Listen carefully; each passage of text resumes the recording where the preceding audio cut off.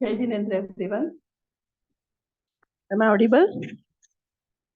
आपका audio clear? क्या बोल रहे हो? आपका आवाज नहीं आ रहा है मैम। अभी आ रही है? एकदम धीरे से आ रही है, मुझे बाकी को आ रही है क्या आवाज? हाँ जी। क्यों? बोल सकते हो। दूसरे कहाँ है?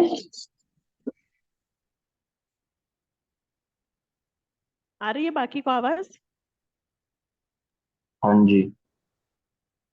ओके। कोमल,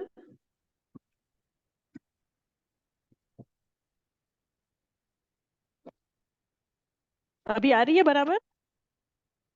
Yes, ma'am. ओके ओके, चलो will start the class with the prayer. आपको स्क्रीन भी दिख रही है क्या?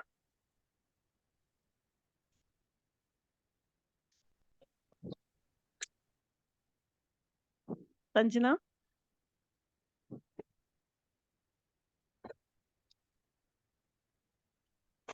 स्क्रीन दिख रही है आप लोग को?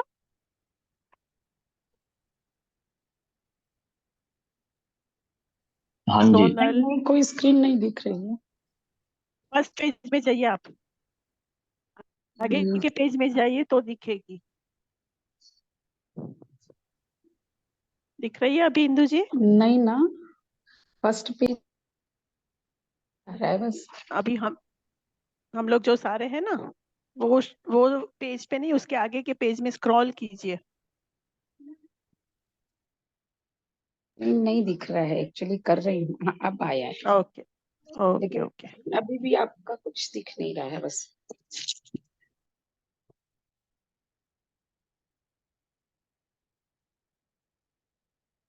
ठीक है, वो तो हम बाद में पढ़ेंगे, अब ऐसे ही चेक कर रही थी। नहीं, आ नहीं रहा है स्क्रीन। हाँ, अब आप आ रहे हैं, ठीक है। अब आ रहा है? नहीं, आप आ रहे हैं, अब आप आ रहे हैं। हाँ यहाँ पर हाँ, आपका आना चाहिए स्क्रीन की जगह। ठीक है ठीक है। जी जी जी। नमो अरिहंताण, नमो सिद्धाण, नमो आर्याण, नमो उवझायाणं,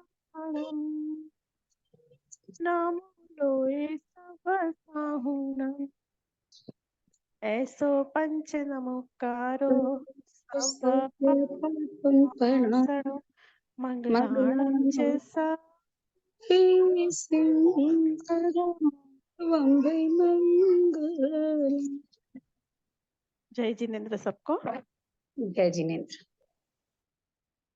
क्या बहुत स्ट्रेंथ कम हो रही है? अगर आप लोग इतने कम आओगे, आप लोग की अटेंडेंस मार्क हो रही है, दूसरे लोग सबको प्रॉब्लम होगा।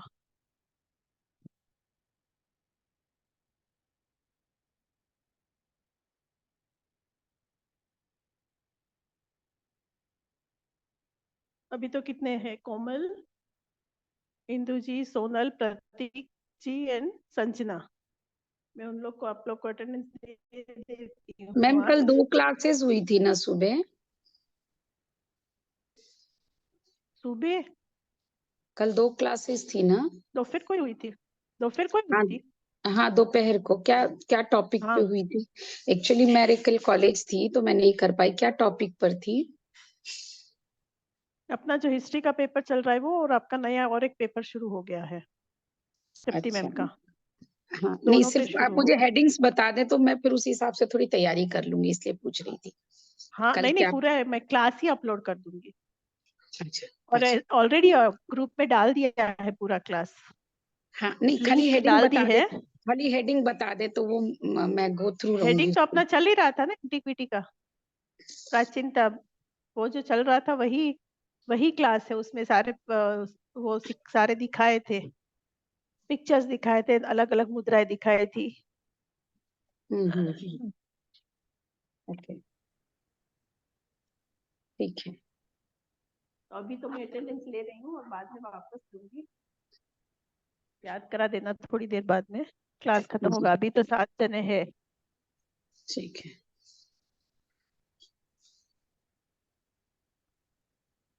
अभी ये अटेंडेंस है, मैंने डाल दिया है ग्रुप में। जी।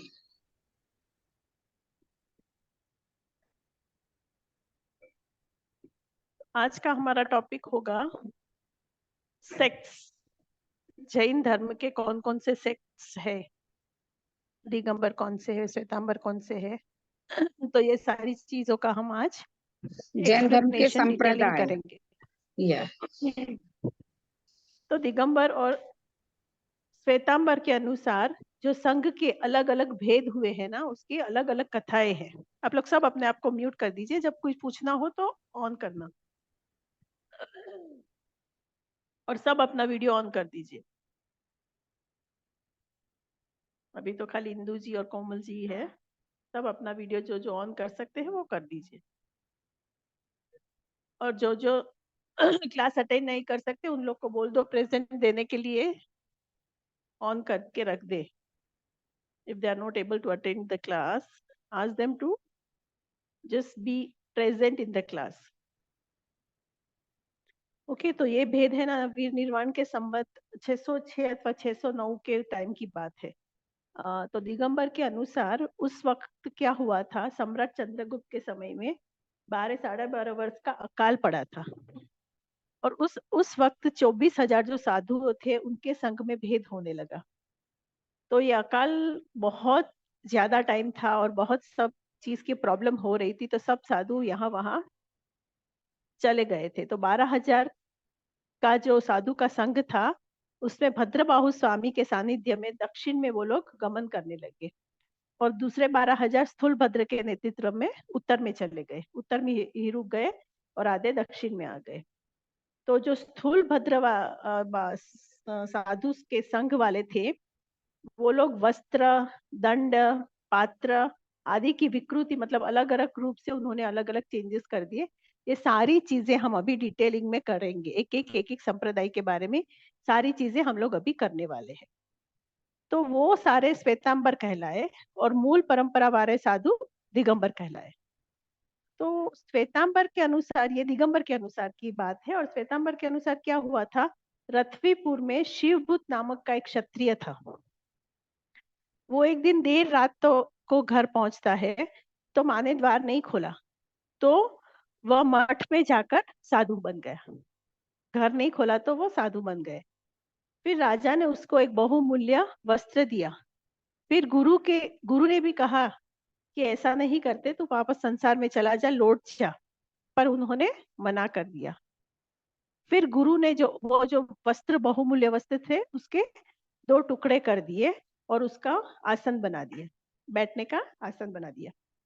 इससे वो क्रोध होकर महावीर की तरह निर्वस्त्र हो गए, और उसकी बहन ने उसका अनुसरण किया और वो भी निर्वस्त्र हो गई, पर वो नग्न रहने पर सब लोगों ने उसका अपोज किया और उनको बोले कि स्त्री देह से मोक्ष नहीं मिल सकता, मतलब ये सारा करना आवश्यक नहीं है।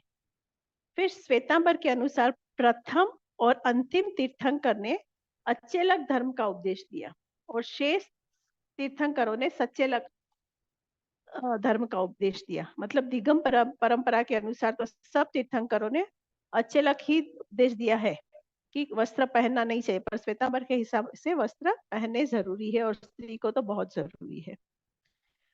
और श्वेतांबर के उनके उपकरण भी बताए गए हैं। मतलब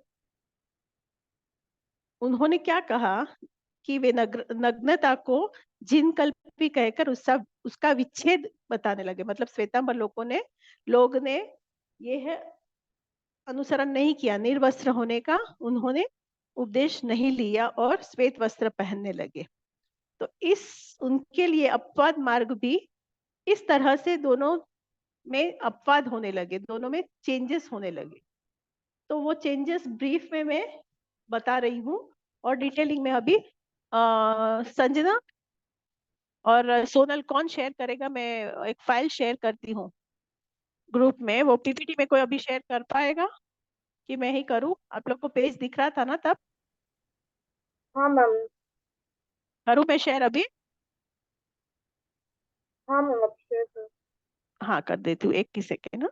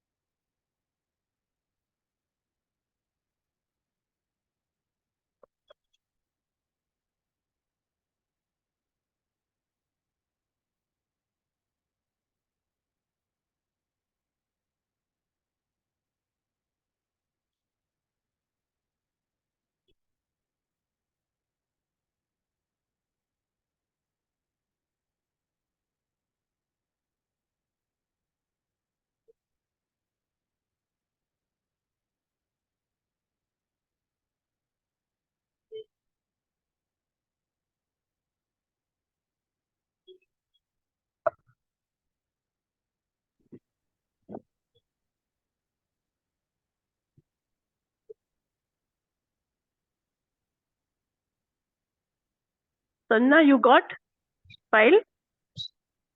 I sent you. हाँ,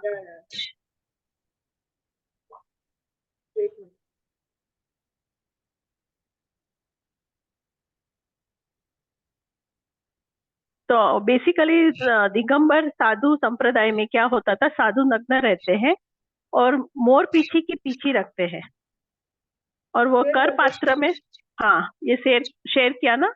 तो अभी हम यहाँ पे दिगंबर के बारे में जो पढ़ेंगे ना, तो उसमें से एक एक जन पढ़ते जाएंगे। तो पहले का जो पैराग्राफ है ना, वो कोई पढ़ना चाहता है संप्रदाय और पंथ के बारे में? Then will start with the Digambar. जी मैं पढ़ दूं? The first page. हाँ, आपको दिख रहा है क्लियरली? जी बिल्कुल आपको दिख रहा अभी, है। हाँ जी। तो आप पढ़िए। संप्रदाय और पंथ। दिगंबर और श्वेतांबर दोनों ही संप्रदायों के उपलब्ध साहित्य के आधार से यह पता चलता है कि विक्रम की दूसरी शताब्दी में विशाल जनसंघ स्पष्ट रूप से दो भागों में विभाजित हो गया, और इस विभाग का मूल कारण साधुओं का वस्त्र परिधान था। जो पक्ष साधुओं की नग्नता का पक्षपाती था और उसे ही महावीर का मूल आचार मानता था, वह दिगंबर कहलाया। इसको मूल संघ नाम से भी कहा गया है। और जो पक्ष वस्त्र पात्र का समर्थन करता था, वह श्वेतांबर कहलाया। दिगंबर शब्द का अर्थ है दिशा ही जिनका वस्त्र है, अर्थात नंग। और श्वेतांबर शब्द का अर्थ है सफेद वस्त्र वाला। इस तरह प्रारंभ में यदि साधुओं के वस्त्र परिधान को लेकर ही संघ भेद हुआ, किंतु बाद को उनमें भेद की अन्य भी सामग्रियां जुटती चली गईं, और धीरे धीरे दोनों संप्रदायों में अनेक अवान्तर पंथ हो गए। किंतु भेद के कारणों पर दृष्टिपात करने से पता चलता है कि जैन धर्म के विविध संप्रदायों में तात्विक दृष्टि से भेद नहीं है, बल्कि जो कुछ भेद है वह अधिकांश में व्यवहारिक दृष्टि से ही है। सभी जैन संप्रदाय और पंथ अहिंसा और एकांतवाद के अनुयायी हैं। आत्मा, परमात्मा, मोक्ष, संसार आदि के स्वरूप के विषय एकांतवाद में। नहीं है वो एकांतवाद नहीं है, अनेकांतवाद है। सॉरी, अनेकांत, अच्छा मुंह से एकांत निकल गया होगा। सभी जैन संप्रदाय और पंथ अहिंसा और अनेकांतवाद के अनुयायी हैं। आत्मा, परमात्मा, मोक्ष, संसार आदि के स्वरूप के विषय में उनमें कोई भेद नहीं है। सातों तत्वों का स्वरूप सभी एक सा मानते हैं, किंतु परिभाषाओं वगैरह को छोड़कर कर्म सिद्धांत में भी कोई मार्मिक भेद नहीं है। फिर भी जो भेद है वह ऐसा है जो मिटाया नहीं जा सकता, किंतु उस भेद के कारण जो दिलों में भेद की दीवार खड़ी हो चुकी है, वह अवश्य गिराई जा सकती है। अस्तु प्रत्येक संप्रदाय और उसके अवान्तर पंथों का परिचय निम्न प्रकार है। पहला है तो अभी दिगंबर इस पैराग्राफ में से आप लोग को क्या समझ में आया? वो क्या बोल रहे हैं? इस पैराग्राफ में ये बताने की कोशिश है कि जो दो संप्रदाय बने, जिसे हम संप्रदाय और पंथ कह रहे हैं, वे दो संप्रदाय सिर्फ वस्त्र के आधार पर बने। उस समय के लिए तत्कालीन व्यवस्था में वो सिर्फ वस्त्र के आधार पर थे। जिन्होंने वस्त्र धारण किया, वस्त्र को स्वीकार किया, वो श्वेतांबर कहलाए, और जिन्होंने वस्त्र को धारण नहीं किया वो दिगंबर कहलाए। और उन्होंने श्वेत वस्त्र भी धारण किए, श्वेत कलर के वस्त्र भी धारण किए। हाँ, श्वेत वस्त्र धारण और किए। दोनों के आचारों में कोई फर्क नहीं है। महावीर के मूल आचार जो है ना, विचारों में और किसी भी सिद्धांतों में और किसी भी स्वरूप में कोई भी अंतर नहीं है, सिवाय इसके कि उन्होंने वस्त्रों के आधार पर भी अलग हो गए। और ये भेद ऐसा भेद है जो कि मिटाया नहीं जा सकता है, ऐसा इसमें कहा जा रहा है। और उस ये मत भेद है, मत का भेद है, सबके मन में भेद पड़ गए, मन में दीवार बन गई, तो वो दीवार को भेद होने से मन के भी भेद हो गए हैं, लेकिन मन के भेदों की दीवार को गिराई जा सकती है। ये इस पूरे का निचोड़ है। ठीक है, सबको समझ में आ गया? अभी और कोई पढ़ेगा दिगंबर संप्रदाय? जी मैं पढ़ती हूँ। हाँ पढ़िए। दिगंबर संप्रदाय के साधु नग्न रहते जाइए हैं। Next page. वे जीव जंतु। संजना नेक्स्ट पेज लो। कर दिया नेक्स्ट पेज। हाँ पढ़िए। और जीव जंतु को दूर रखने के लिए, वे जीव जंतु को दूर करने के लिए मोर पंख की एक पीछी रखते हैं, और मल मूत्र वगैरह की बाधा के लिए एक कमंडलू रखते हैं, जिसमें प्रासुक जल रहता है। वे दिन में एक बार खड़े होकर अपने हाथ में ही भोजन कर लेते हैं, इसलिए उन्हें भोजन के लिए पात्र की आवश्यकता नहीं होती है। दिगंबर साधु का यह स्वरूप प्रारंभ से प्रायः ऐसा ही चला आता है। उसमें कुछ भी अंतर नहीं पड़ा है, परंतु आचार ग्रंथों में जो कहा है कि मुनियों को बस्ती से बाहर उद्यानों या शून्य ग्रहों में रहना चाहिए, उसमें अवश्य शिथिलता आई। मुनियों ने वनों को छोड़कर धीरे धीरे नगरों में रहना प्रारंभ कर दिया। तभी तो ईसा की 9वीं शती के आचार्य गुणभद्र ने जैनियों की इस प्रवृत्ति पर खेद प्रकट करते हुए लिखा है कि जैसे रात्रि में इधर उधर से भयभीत मृग ग्राम के समीप में आ बसते हैं, वैसे ही इस कलिकाल में तपस्वी जन भी वनों को छोड़कर ग्रामों में आ बसते हैं। यह बड़ी दुखद बात है।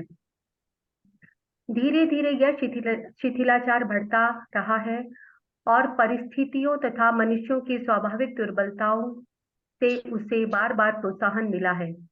तभी से शिव कोटि आचार्य के नाम से प्रसिद्ध की गई रत्नमाला में कली काल में मुनियों के वनवास छोड़कर जिन मंदिरों में रहने का स्पष्ट विधान किया गया है, इसे ही चैत्यवास कहते हैं। इसी से श्वेतांबरों में चैत्यवासी संप्रदाय की उत्पत्ति हुई, किंतु दिगंबर संप्रदाय में इस नाम के संप्रदाय का तो कोई उल्लेख नहीं मिलता। फिर भी यह निश्चित है कि दिगंबर संप्रदाय भी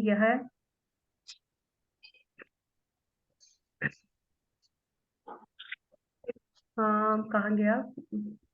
धीरे धीरे यह शिथिलाचार बढ़ता रहा और परिस्थितियों तथा मनुष्यों की स्वाभाविक दुर्बलताओं से उसे बार बार प्रोत्साहन मिला। तभी तो शिव कोटि के आचार्य के नाम से प्रसिद्ध की गई रत्नमाला में कली काल में मुनियों को वनवास छोड़कर जिन मंदिरों में रहने का स्पष्ट विधान किया गया है, इसे ही चैत्यवास कहते हैं। इसी से श्वेतांबरों में चैत्यवासी संप्रदाय की उत्पत्ति हुई, किंतु दिगंबर संप्रदाय में इस नाम के कोई संप्रदाय का उल्लेख नहीं मिलता। फिर भी निश्चित है कि दिगंबर संप्रदाय में भी वह था और उसी का विकसित, इसके आगे तो नहीं है। हाँ, बस वहां तक ही मेन दिया है, उसके आगे 13 पंथ के बारे में बोल रहे हैं, है ना? यहाँ पे थोड़ा है, उसके आगे है अभी। नेक्स्ट पेज करो संजना। किया मैम। नहीं, ये तो वही पेज है, इसके बाद का। हाँ, ये 3rd पेज है। हाँ, थर्ड पेज, इसका थोड़ा बाकी रह ऊपर गया का भी ना? पढ़ना बाकी है। हाँ, आ गया। शास्त्रोक्त शुद्ध मार्ग के पालन वाले और उनको मानने वाले भी थे। उसके विपरीत आचरण करने वाले मठपतियों की आलोचना करने वाले भी थे। पंडित आशाधर जी ने अपने अनगार धर्मामृत के दूसरे अध्याय में इस मठपति साधुओं की आलोचना करते हुए लिखा है, द्रव्य जिन लिंग के धारी मठपति मलेच्छ के समान लोग और शास्त्र से विरुद्ध आचरण करते हैं। इनके साथ मन, वचन और काया से कोई संबंध नहीं रखना चाहिए। ये मठाधीश साधु भी नग्न ही रहते थे। इनका बाह्य रूप दिगंबर मुनियों जैसा ही होता था। इन्हीं का विकसित रूप तारक पद है। ये इसका कंटिन्यूएशन, ये दूसरा पेज एक्चुअली। ठीक है, तो बेसिकली साधु जो होते हैं ना दिगंबर संप्रदाय के, वो नग्न रहते हैं और वो लोग वो क्या करते हैं, मोर पंख के पीछे रखते हैं।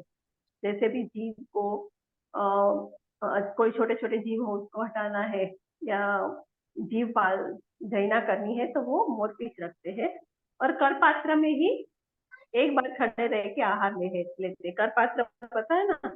कर मतलब हाथ का ही पात्र बनाते हैं ऐसा, और वैसे ही खाना खाते हैं खड़े खड़े रह के, और एक ही बार दिन में खाते हैं।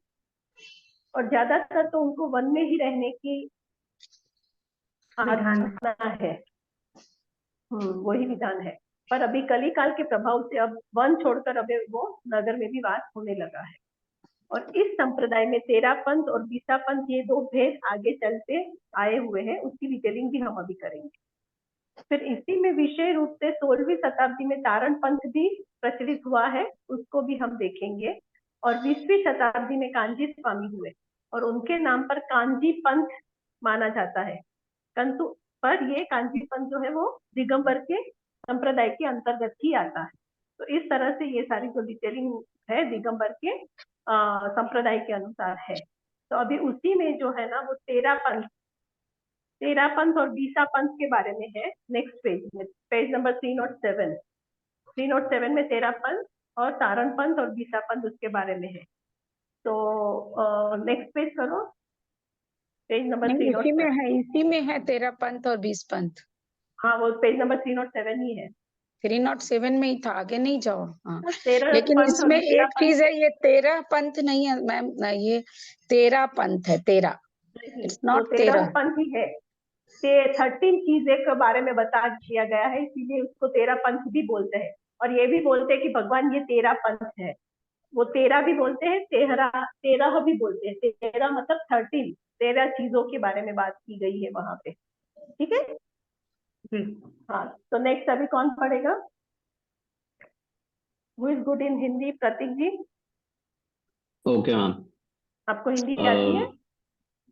हाँ, आती है। हाँ, पढ़िए। भट्टारकी युग के शीतलाचार के विरुद्ध दिगंबर संप्रदाय में एक पंथ का उदय हुआ जो 13 पंथ कहलाया। कहा जाता है कि इस पंथ का उदय विक्रम की 17वीं सदी में परम पूज्य बनारसी दास जी के द्वारा आगरे में हुआ था। जब यह पंथ 13 पंथ के नाम से प्रचलित हो गया तो भट्टारकों का पुराना पंथ 20 पंथ कहलाने लगा। किंतु यह नाम कैसे पड़े, यह अभी तक भी एक समस्या ही है। इसके संबंध में अनेक उपपत्तियां सुनी जाती है, किंतु उनका कोई प्रामाणिक आधार नहीं मिलता। श्वेतांबराचार्य मेघविजय ने विक्रम संवत 1757 के लगभग आगरे में युक्ति प्रबोध नामक एक ग्रंथ रचा है। यह ग्रंथ पंडित बनारसी दास जी के मत का खंडन करने के लिए रचा गया है। इसमें वाराणसी मत का पंडित स्वरूप बनारसी बतलाते दास जी हुए, के मत का खंडन करने के लिए रचा गया था। हाँ जी, तो स्वरूप बतलाते हुए लिखा है, तमहा दिगंबराणम ए भट्टारगा वीनो पूज्या तिलतु समेतो जैसिम परिगहो नेवत्ते गुरुनो जिन परिमाणम भूषण मल्लारूहणाई अंग परिहरणम वाणारिसो वाणारसियो वारई दिगंबरसाग माणाए। Next page. उसका मतलब आप बताएंगे? नहीं है, नेक्स्ट पेज में पढ़िए। वो दिख नहीं रहा नेक्स्ट पेज। नेक्स्ट पेज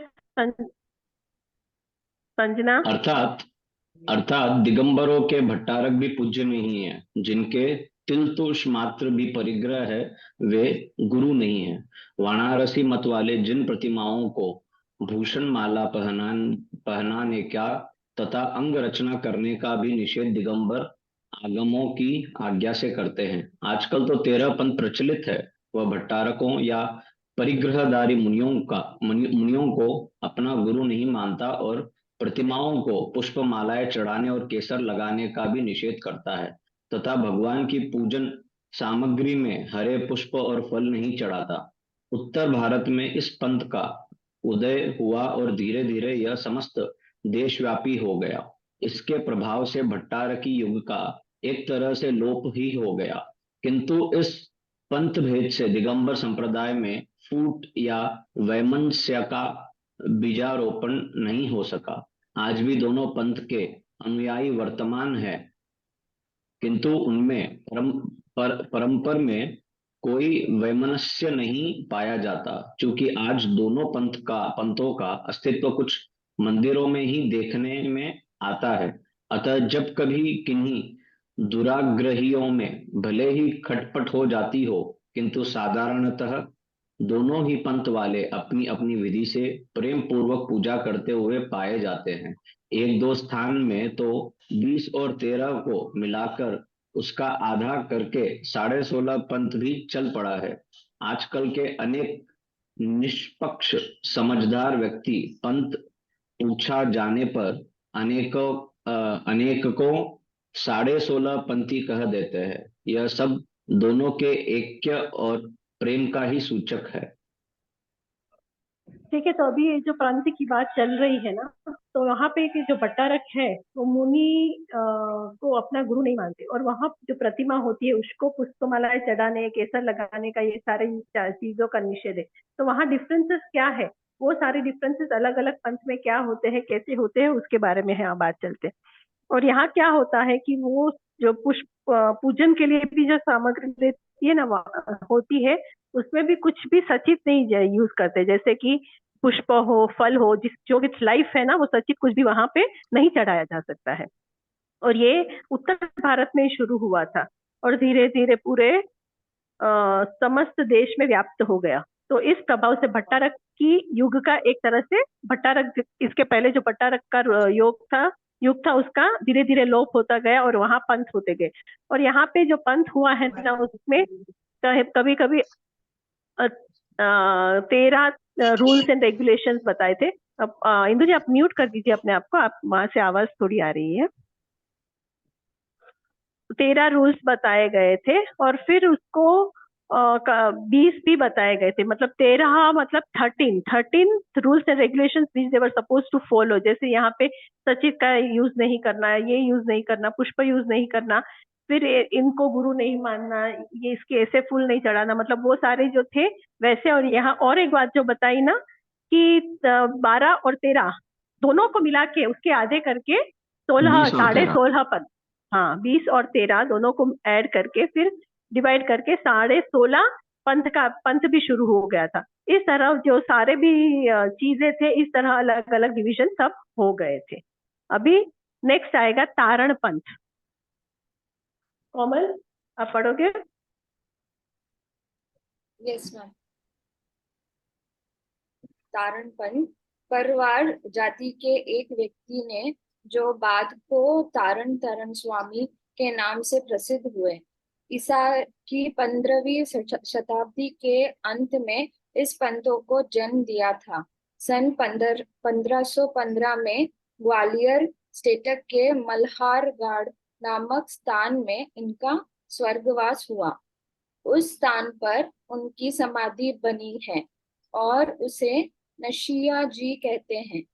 यह 13 पंथियों का तीर्थ तारण पंथियों का ये 13 पंथी का खत्म हो गया, ये दूसरा ग्रुप है, तारण पंथी उनको बोलते हैं। तारण पंथियों का तीर्थ स्थान माना जाता है। यह पंथ मूर्ति पूजा का विरोधी है।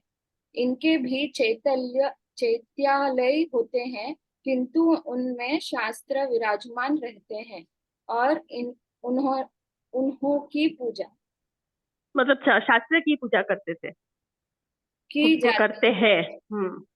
किंतु द्रव्य नहीं चढ़ाया जाता। तारण स्वामी ने कुछ ग्रंथ भी बनाए थे। इनके सिवा दिगंबर आचार्यों के बनाए हुए ग्रंथों को भी तारणपंथी मानते हैं। इस पंथ में अच्छे धनिक और प्रतिष्ठित व्यक्ति मौजूद हैं। इस पंथ के अनुयायियों की संख्या 10,000 के लगभग बतलाई जाती है और वे मध्य प्रांत में बसते हैं। समझ में आया?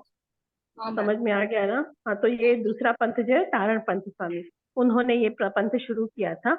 और यहाँ बेसिकली क्या होता है कि वो लोग मूर्ति की पूजा में बहुत विश्वास नहीं करते और वहाँ पे शास्त्र भी ज्यादा होते हैं। और उन्होंने भी जो भी शास्त्र बनाए हैं, जो भी लिखा है, वो सारे भी वहाँ पे मौजूद है। और उनका जहाँ पे देहांत हुआ वही स्थान को उन्होंने क्या किया, ग्वालियर स्टेट के वो जो मल्हारगढ़ था वहां पे उन्होंने मंदिर बना दिया और उनकी पूजा करने लगे। इस तरह से जो तारण स्वामी ने के जो अनुयायी थे वो लगभग उस समय मध्य प्रदेश के आसपास ही थे और वो 10,000 की संख्या तब बतलाई अभी है ऐसी बताया जाता है। नाउ श्वेतांबर संप्रदाय। Sonal you know Hindi? Yes ma'am. Sanjana ये समझ में आ रहा है ना? आप पढ़ नहीं सकते ऊपर? I can read ma'am, but मेरा इतना फ्लुएंट नहीं। नहीं वो नहीं पूछ रही हूँ, but whatever we are discussing, are you able to catch it? Are you able to understand? English version वो आपने जो लिंक शेयर किया में उस है, पे नहीं इंग्लिश लगा। वर्जन भी है, पर यहाँ पे ज्यादा सब स्टूडेंट हिंदी है, तो इसलिए हमको हिंदी में ही क्लास में लेना है। इंग्लिश में मैंने नोट्स में ऑलरेडी भेज दिया है। Okay ma'am, will check. Read Sonal. Shwetambar संप्रदाय। श्वेतांबर संप्रदाय। यह पहले लिखा आया है कि साधुओं के वस्त्र परिधानों के लिए परिधान को लेकर ही दिगंबर और श्वेतांबर भेदक सृष्टि हुई है। अतः मैम आई एम वेरी बहुत स्लो पढ़ती You हूँ। don't want to read? Slow पढ़ो, पर प्रैक्टिस हो जाएगी ना। If you अतः want to read, you read. Otherwise, you read it. No, ma'am. I read, but I'm slow. That's it. No problem. अतः आज के श्वेतांबर साधु श्वेत वस्त्र धारण करते हैं। उनके पास 14 उपकरण होते हैं। 14 चीजें, हाँ। पात्रबंध, पात्र स्थापन, पात्र प्रमार्जनिका, पटल,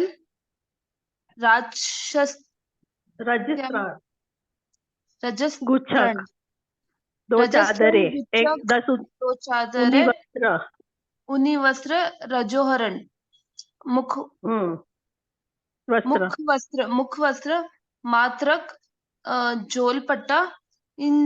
इसके सिवा एक सेकंड, ये क्या चीजें हैं? अरुणा जी, इंदु जी, कोई जानते हैं ये सब चीजें क्या होती है जो साधु रखते हैं? श्वेतांबर मुनि, श्वेतांबर साधु साध्वी जो रखते हैं ना, ये सब क्या है? पात्र क्या होता है? पात्र बंद क्या होता है? बोलिए, सारी चीजें क्या है? पात्र बंद गोछरी में जो कपड़ा आता है जिसमें पात्र रख के गोछरी के लिए जाते हैं, उसको बोलते हैं पात्र। मतलब पात्र का मतलब लाल कलर के होते हैं ना, जिसमें गोछरी लेने जाता है, बर्तन। हाँ, उसको बांधने का पात्र बंद है। फिर पात्र स्थापना, उसको बांधते भी है, उसको स्थापन भी करते हैं। वो कपड़े में अंदर रख के जाते हैं ना, फिर वो पूरा यहाँ पे लगा के वो जाते हैं। हाँ, वो भी है। स्थापना बोलते हैं मैम। पात्र बंद, तो उसको पात्र को बंद करते हैं, वो डोरी जैसा होता है, फिर उसको उसमें रख के लेके जाते हैं। फिर उसको रखने के लिए फिर जीव जंतु होते हैं, उसके लिए रजोहरण होता है, फिर हाथ में वो दंडक होता है, फिर 2 चादरें जो होती है, फिर ऊनी वस्त्र जो कंबल कहलाते हैं। मतलब वो इतनी चीज ही यूज करते हैं, 14 उपकरण ही उनको रखने के अनुमति रख सकते हैं। हाँ, अनुमति है। मैम, ये पटल, रजस्त्रान, गुच्छक, पटल यहाँ पे होता है। पटल यहाँ पे रखते हैं ना, शोल्डर में पटल। फिर गुच्छक वो होता है ना, जो जीव जंतु रजोहरण के जैसे बड़ा, और एक अपने हाथ में चरौला जैसे रखते हैं, गुच्छक। जब वो सामायिक ले लिया, जब दीक्षा ले ली, तब वो उनको हाथ में मिलता है ना, ओगा बोलते हैं उसको। हाँ, ओगा। हाँ, उसी को रजोहरण बोलते हैं।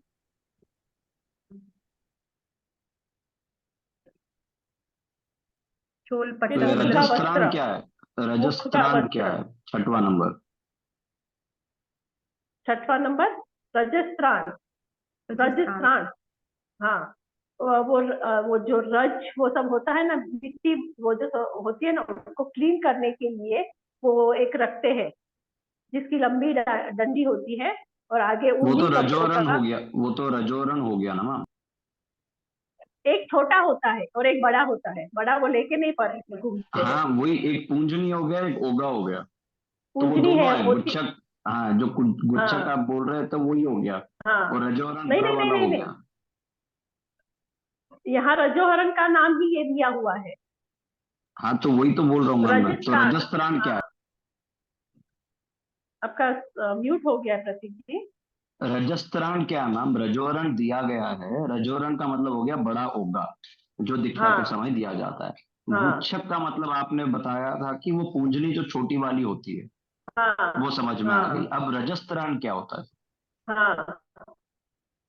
शायद ऐसा कुछ वस्त्र वो होगा ना, साफ ओघे के करने लिए। जैसा होता है। और भी नहीं नहीं नहीं नहीं नहीं ये नहीं नहीं रजस्त्राण नहीं। मेरे ख्याल से अभी हम रजोस्वला से लोग बना जो है। यहाँ पे ये है ना, रजोस्वला शब्द से बना होगा, रज से, जो कि औरतों के लिए होगा। जब औरतें रजस्वला हो जाती है उस समय जो उससे बचने का जो होगा ना, वो रजस्त्राण हो। ओके, शादियों के लिए। ओके। या मेरे ख्याल से वही होना चाहिए। शादी के लिए। पर यहाँ पे ओघा का नहीं दिया है अलग से नाम, ओघा का नाम भी आना चाहिए ना, तो ओघा को भी कुछ बोलते हो। मैम 13वां नहीं, मात्रक। रघु और अंत मात्रक। हाँ। वो ये सब कर जब नेचर कॉल के लिए जाते हैं ना, तब एक बर्तन जो यूज करते हैं ना, उसको बोलते हैं। तो फिर पटल क्या है? पटल तो यहाँ पे पट्टा जैसा रखते हैं ना, अच्छा। वो है। फिर मुख का वस्त्र, कोई कोई यहाँ पे रखते, फिर मुपत्ति के जैसा जो रखते हैं ना, कपड़ा यूज करना पड़ता है।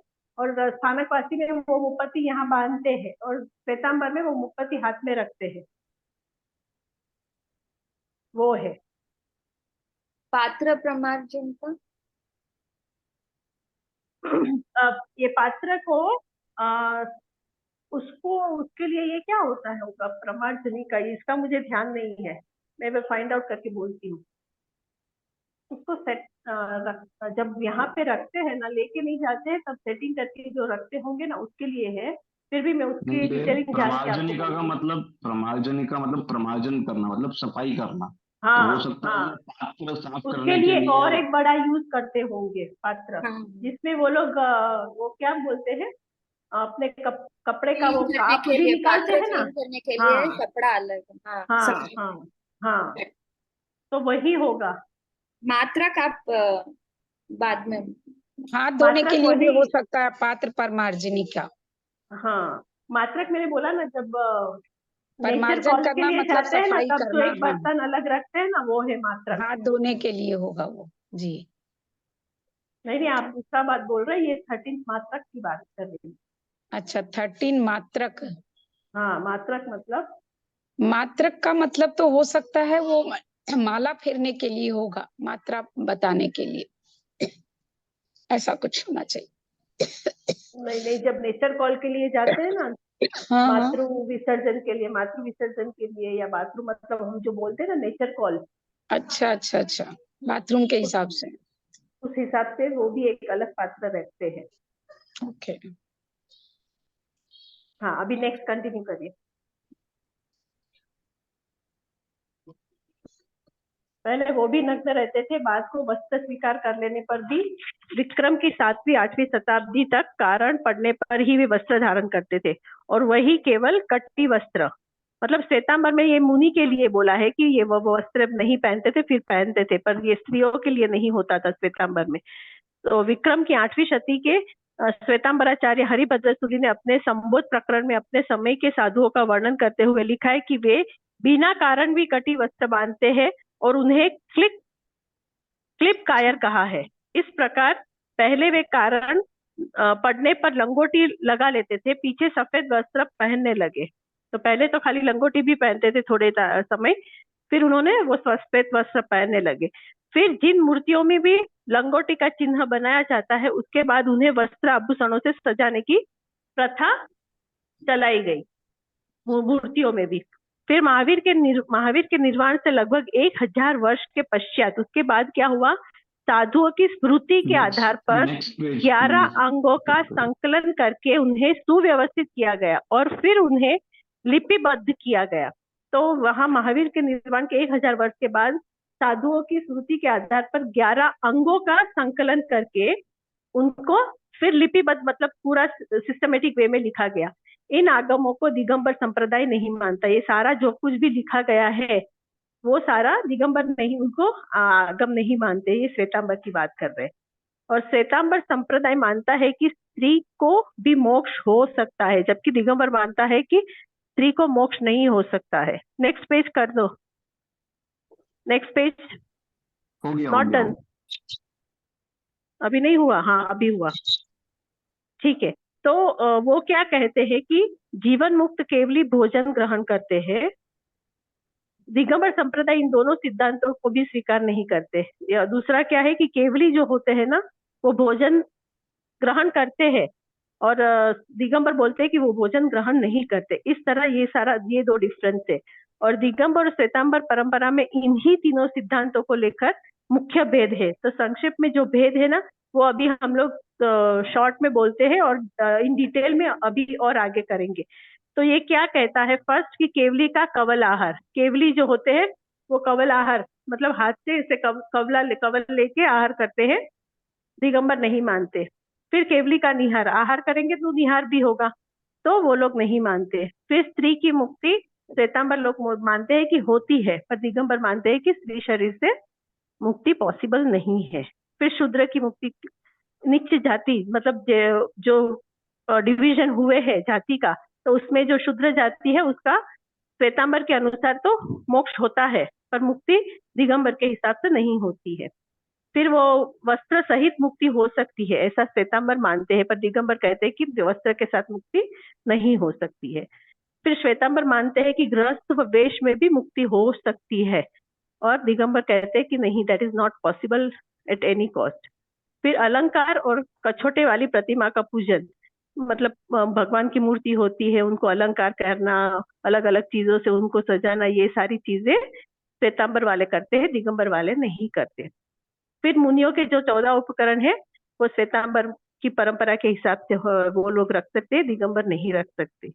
फिर तीर्थंकर मल्लिनाथ का स्त्री होना, ये श्वेतांबर मानते हैं कि तीर्थंकर मल्लिनाथ जो हुए उनका लास्ट भव जो था वो स्त्री भव था, पर दिगंबर लोग नहीं मानते। भरत चक्रवर्ती का छूट गया मैम।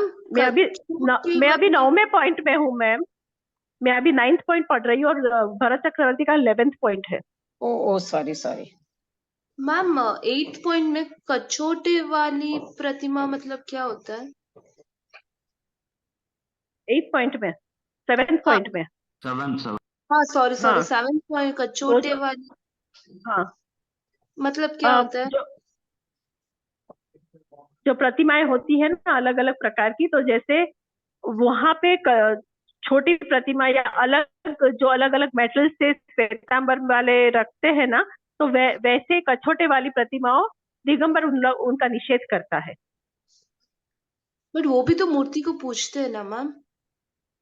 हाँ मूर्ति को पूछते, पर उस मूर्ति में भी बहुत सारे डिफरेंसेस होते हैं। ओके जैसे श्वेतांबर वाले की जब मूर्ति होती है तो उसमें है ना आंख खुली होती है और चक्षु डाले जाते हैं, दिगंबर में नहीं होते हैं, और उनके जो चक्षु होते हैं वे अर्ध बंद होते हैं। फिर वापस जो हाथ रखते हैं ना, मूर्ति के हाथ जो होते हैं ना, उसमें भी डिफरेंस है, एक में राइट का हैंड ऊपर है, एक में लेफ्ट का ऊपर है, मतलब वो मूर्तियों में भी बहुत सारे डिफरेंसेस है, वो भी हम लोग आगे पढ़ेंगे। यहाँ पे मेरे ख्याल से वो सारे डिफरेंस नहीं दिए हैं, पर वो सारे डिफरेंस भी होते हैं। फिर जब हम ये करते हैं ना पक्षाल, जो श्वेतांबर वाले होते हैं वो बहुत सारे पानी, दूध और से पक्षाल पूरा करते हैं, और दिगंबर वाले बहुत कम पानी लेके उसकी प्रतिमा को पक्षाल करते हैं। और यहाँ पे श्वेतांबर में हर एक जन कर सकता है, पर जब दिगंबर का आता है तो उनके जो भट्टारक या उनके जो मेन पुजारी जी होते हैं ना, वही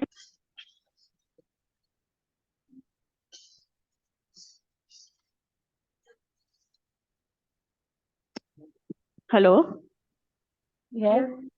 हाँ, लास्ट में मैंने जो डिफरेंस बोला वो सब को सुनाई दिया कि कट हो गया था, अभी थोड़ा डिस्कनेक्ट हो गई। हाँ तो मूर्ति का पक्षाल जो होता है वो सारी बातें सुनी ना? यस। हाँ तो इस तरह से वो सारे डिफरेंसेस होते हैं। फिर यहाँ पे अंगों 11 मरलीनाथ भगवान का मैंने बोल दिया 9th वन। फिर 10th वन आता है कि 11 अंगों की मौजूदगी है, अंग उपांग वो सारे जो होते हैं, मूल सूत्र छेद सूत्र, वो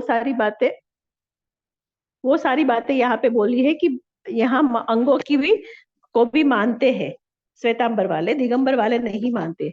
फिर भरत चक्रवर्ती को अपने भवन में केवल ज्ञान की प्राप्ति हुई, तो ये भरत चक्रवर्ती का जो एग्जाम्पल है, डिटेलिंग है, वो हम आगे पढ़ेंगे। और उसमें बताया है कि उनको अपने आरिसा भवन में ही केवल ज्ञान की प्राप्ति हो गई थी, पर दिगंबर वाले ये बात को भी नहीं मानते हैं। फिर शूद्र के घर से मुनि आहार ले सकते हैं अकॉर्डिंग टू श्वेतांबर परंपरा, पर दिगंबर परंपरा के हिसाब से वो शूद्र जाति के लिए घर से आहार नहीं लेना। फिर महावीर का जो गर्भहरण हुआ था, उनका पहले जो गर्भ में आए थे, फिर वहां से हरण होके वो त्रिशला माता के गर्भ में गए थे। ये सारी बातें जो है ना, वो दिगंबर नहीं मानते, खाली श्वेतांबर ही मानते हैं। फिर महावीर स्वामी भगवान ने जो तेजोलेशिया से उपसर्ग हुआ था, वो श्वेतांबर परंपरा के हिसाब से हाँ मानते हैं, पर दिगंबर परंपरा उसको स्वीकार नहीं करते उस बात का। फिर महावीर स्वामी भगवान की शादी हुई थी और उनकी यशोदा नाम की बेटी थी। ये सारी बातें दिगंबर परंपरा को, उनके हिसाब से उनकी शादी ही नहीं हुई थी, तो बेटी तो बहुत दूर की बात है। फिर तीर्थंकर के कंधे पर देव दृश्य वस्त्र जो देव ने दिया था, वो वस्त्र जो उनके शरीर पे था, फिर आगे जाके आधा उन्होंने उस ब्राह्मण को दे दिया और दूसरा आधा जंगल में एक पेड़ में फंस गया और चला गया। उस हिसाब से वो पूरा वस्त्र चला गया। और फिर जो अवस्था थी भगवान की, उस अवस्था में वो निर्वस्त्र थे, तो वही अवस्था को वो मानते हैं, उसके पहले की अवस्था को वो नहीं मानते। समझ में आ रहा है मैं क्या बोल रही हूँ? फिर आया मारू देवी का हाथी पर चढ़े हुए मुक्ति गमन। तो जब महावीर स्वामी भगवान की को केवल ज्ञान की प्राप्ति हो गई, तब उनकी माता जब उनको देखने आई, तब उनकी अश्रुधारा इतनी हुई और उनको इतनी पश्चाताप हुआ, तब उनको हाथी के अंबाड़ी पे बैठे बैठे ही केवल ज्ञान की प्राप्ति हो गई थी। ये बात वो नहीं मानते, क्योंकि वो तो मानते ही नहीं कि स्त्री का मोक्ष होगा। फिर संसार में जो जीव है तो मोक्ष हो जाता है, तो वो सारी बातें मानते नहीं, तो इसका भी एक्सेप्टेंस वो नहीं करते हैं। Is it clear? समझ में आ रहा है? और साधु का उनके घरों से भिक्षा ग्रहण करना not possible from according to Digambar परंपरा। श्वेतांबर से हाँ कर सकते हैं, दीक्षा लेके निकल गए, उसके बाद कभी भी हुआ कि वहां पे आप आए हो और भिक्षा ले सकते हो, मतलब तो गोचरी लेने जा सकते हो, श्वेतांबर कर सकते, दिगंबर नहीं कर सकते। इन बातों का श्वेतांबर संप्रदाय मानता है, किंतु दिगंबर संप्रदाय इन सब चीजों को नहीं मानता। That is the major difference between this two. Apart from this there are so many differences, वो भी हम लोग डिस्कस करेंगे डिटेल में। समझ में आ रहा है सबको? अंडरस्टूड? यहाँ तक पूरा समझ में आ गया? और आगे का जो नेक्स्ट है वो हम लोग मंडे करेंगे, अभी बहुत सारा है। श्वेतांबर चैत्यवासी है, फिर स्थानकवासी है, मूर्ति पूजक विरोधी तेरापंथी है, और यापनीय संघ। ये सारी डिटेलिंग मैंने आप लोग को फॉरवर्ड कर दी है, पर फिर भी आपको किसी को पढ़ के रखना है तो पढ़ के भी रख सकते हैं। पर यहाँ तक तो समझ में आ गया ना ये सारी बातें? हाँ, तो आगे की बातें हम लोग नेक्स्ट क्लास में करेंगे, मैम एक डिस्कस मिनट, करेंगे। 310 बोलो पेज सोनल, क्या पूछ रहे थे? 310 पेज नंबर में ये जो 18 दिया हो, उसके ऊपर दिगंबर और श्वेतांबर संप्रदायों में इन 3 सिद्धांतों को लेकर मुख्य भेद है करके है ना मैम, जो आपने एक्सप्लेन किया उसके एग्जैक्ट ऊपर पेज नंबर 310। हाँ, ये हाँ बराबर है। तो ये मुख्य ये बताया कि स्त्री को मोक्ष नहीं हो सकता, that is the first point. Second point कि केवली आहार नहीं लेते, वो सेकेंड पॉइंट है। ओके, समझ में आया? और ये आगम जो हुए हैं उसको नहीं मानते, ये 3 मेन है। बाकी तो बाकी जो है वो तो और भी है, जैसे यहाँ पे 18 बताए, और भी बहुत सारे हैं, ठीक है, पर ये तो बेसिक है। 3 तो मुख्य है कि वो लोग एकदम स्ट्रिक्टली अगेंस्ट ही है। Okay, understood. या ठीक है, थैंक यू। और कुछ? या तो आज का क्लास हम यहाँ खत्म कर देते हैं। अगर बहुत लोगों को देखो प्रॉब्लम हो रही है सैटरडे क्लास में, तो हम लोग थर्सडे और फ्राइडे का ही क्लास लंबा कर सकते हैं। मतलब 45 मिनट्स के बदले हम लोग 1 ज्यादा ले सकते हैं, 1.25 घंटा ले सकते हैं, फ्राइडे भी थर्सडे भी। अगर सब लोग को मॉर्निंग का प्रॉब्लम हो रहा है, और कोई पूछ रहे थे कि क्या सैटरडे भी क्लासेस है, बिकॉज शायद उनको सैटरडे क्लासेस नहीं चाहिए, तो अगर हमको ऐसा चाहिए तो वो भी कर सकते हैं। मॉर्निंग का अगर नहीं, टाइम ऐसा सेट कुछ नहीं हो रहा है नहीं है तो मैम, रिकॉर्डिंग दी सैटरडे जाएगी। नहीं चाहिए ऐसा कुछ नहीं है, बट पहले वो टाइम टेबल जो दिया था उसमें सैटरडे हॉलीडे था, तो कोई फोन चेक करता है नहीं करता है वो नहीं पता, प्रायर इन्फॉर्मेशन होती है तो हो सकता है वो अकॉर्डिंगली अवेलेबल रहे, बट वो टाइम टेबल में नहीं था इसीलिए पूछा। मेरी आवाज सुनाई दे रही है? जी आ रही है। हेलो, आज दोपहर को भी आपको क्लास है? हाँ, 2 बजे। ठीक है, ठीक है। हेलो, आज हाँ, ठीक है मैम, मैं ओके मैम। ऑडिबल? यस हाँ, यस। आज दोपहर को भी 2 बजे क्लास है। हाँ मैम, ठीक है। तृप्ति मैम का क्लास है। तृप्ति मैम ने कल शुरू किया ना? हाँ हाँ हाँ, ठीक है मैम, ओके। मैम आपका थर्सडे का लिंक मिल सकता है क्या रिकॉर्डिंग का? अगर आपको नहीं चाहिए, हाँ बोलो। थर्सडे क्लास का रिकॉर्डिंग मिल सकता है क्या मैम? ऑलरेडी तृप्ति मैम ने ग्रुप में डाल दिया है नीचे अपलोड, वहां पे मैंने नहीं किया है यूट्यूब में, पर नीचे है लिंक में, कल डाल दिया मैम ने। ठीक है, थैंक यू जय जिनेंद्र। जय जिनेंद्र। Class bye bye everyone, see you.